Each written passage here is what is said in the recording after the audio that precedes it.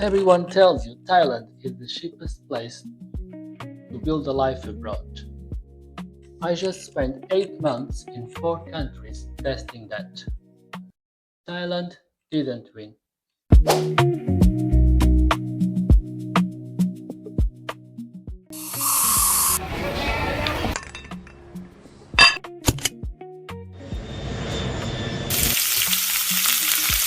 Here's the actual challenge I gave myself. Same budget, every country, same rules.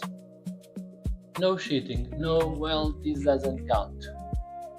I wanted to know if you are planning retirement or just traveling long term.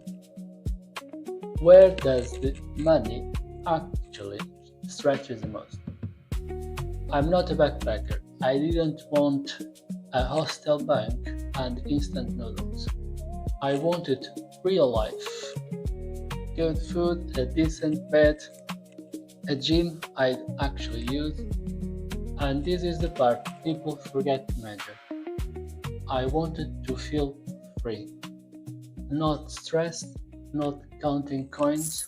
So I built a scoring system, 4 categories, 1 to 10 each: accommodation, food, fitness access, and what I start calling the freedom feeling. Basically, can you read here? 3 rules I stuck to religiously. Slow travel. No city hopping every 4 days like some Instagram highlight reel. Book in advance because last minute pricing will wreck any budget. And travel shoulder season because the difference between peak and shoulder pricing in some of these places is honestly kind of insane. Okay, rule set, let's go country by country, and I promise the order matters. Country 1: Albania, Tirana specifically. If your mental image of Albania is still stuck somewhere in the 90s, sketchy, isolated, whatever, forget it. In 2026, this is one of the fastest growing destinations in Europe, safe, beautiful, and affordable. The espresso culture here is unreal. I'm talking 80-cent macchiatos that would cost you $5 back home. The locals were some of the warmest I met the entire trip. And small detail, but if you ever need dental work done, Tirana has excellent, affordable dentists. I didn't expect to be talking about teeth in a travel video, but here we are. Plus, you get a solid visa-free window here, which makes it easy to actually settle in instead of doing visa gymnastics. Now, the downside: Tirana is chaotic, heavy traffic, constant construction, a bit dirty, and if you land in January, like I almost did, it's cold, it's grey, and that sunny Mediterranean fantasy is nowhere to be found. However, I lived comfortably here under 2000 a month. Accommodation is a bit more expensive than the other countries on this list. But overall, Albania gets 7.25 out of 10 points. First country done. Country 2: Malaysia, Kuala Lumpur, then Georgetown. This one for a different kind of traveler. If Albania felt like discovering a hidden gem, Malaysia felt like arriving somewhere that already has its act together. I found apartments here, real ones, with gyms and pools, that were basically empty, like I had a 5-star amenity list to myself. And the public transport in Kuala Lumpur? Genuinely elite. I barely thought about it, which is the highest compliment I can give a transit system. The food is incredible, though fair warning, avoiding fried food here is a full-time job. Here's the catch though, it's not very walkable, and people were friendly, don't get me wrong, but a little reserved. Making actual friends here took more effort than anywhere else on this trip. Malaysia is developing quite fast. There is still poverty, rough sleepers, and rubbish, but they are trying to deal with it, or at least hiding it from the public eye. If you have 2k a month to spend, life is comfortable here. Malaysia has the best value for money on this list, so overall get 7.5 out of 10 points. Country 3, and this is the one everyone assumes wins before I even say a word. Thailand, the so-called gold standard. Is it still?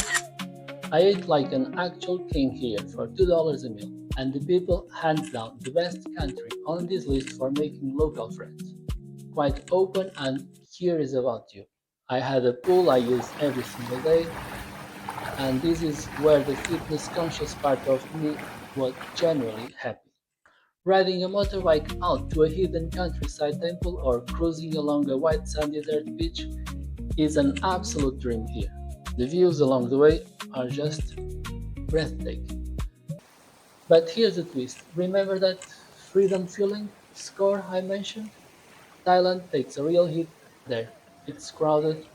Every single cafe felt like a WeWork full of crypto bros on laptops, and the visa situation is still a headache. Border runs, paperwork, the whole thing. So cheapest? Maybe. Most social? Absolutely. The best overall? Not so fast. However, Thailand still scores very high, 7.5 out of 10 points. It's a major tourist destination for a good reason. Last stop, Cambodia, Siem Reap. This place felt real in a way the others didn't. Not overrun by influencers with ring lights, just life happening. Imported stuff here is expensive, so I adapted. Brought fresh, local from the markets. And weirdly, my health improved and my wallet thanked me at the same time. Funny how those two things lined up. And speaking of health, I found an outdoor gym near the Royal Garden and use it constantly. Free, functional, honestly, kind of perfect. Okay, let's talk about Angkor Wat, obviously a must see. Prices have almost doubled recently, so budget for that if it's on your list. And finally, the trade-off, infrastructure. Here is less developed. You can't even wash your teeth with tap water. And healthcare is less reliable than what you'd get in Thailand or Malaysia. That matters more than people think. All in all, I could totally make under 2k work here. Between the charm and the genuine vibe, Cambodia gets a solid 7.5 out of 10 from me. Quick pause here because this one's important and it's easy to skip past. If you are thinking about retirement abroad, buy health insurance before traveling. Doesn't matter if you are on a motorbike in Cambodia or hiking a hillside in Albania. Travel medical insurance isn't optional. It's the boring detail that gives you the peace of mind to actually enjoy everything else on this list. Okay, boring but important part over. Let's get to who won. So here's my final scorecard. But honestly, if you are asking me which one won, I don't think there's really one right answer. And that's kind of the whole point. The ranking isn't even the real lesson from 8 months of this. Yes, you can comfortably live with 2k or less in all of them. But honestly, the question should be more like where can I build a community, feel safe, free, alive, and at home? The most memorable stretches of this trip weren't the cheapest ones. They were the ones where I stayed long enough to stop being a tourist, where I had a usual coffee shop, where the guy at the market started recognizing me. Slow travel was never really about saving money on a nightly rate. It's about actually living the life you spent years saving up for instead of just visiting it for a weekend. At the end of the day, whether it's Thailand or anywhere else on this list, the best country is simply the one where your money comfortably covers both your essentials and your fun stuff. When you have options, control over your time, and a genuine sense of community, that's when a place starts feeling like home. If you want to see how a trip like this actually plays into your long term numbers, I built a set of planning tools for exactly this. Links below, no affiliate junk, just stuff I use myself. What's your favorite country on this list? Leave a comment, safe travels, I'll see you out there.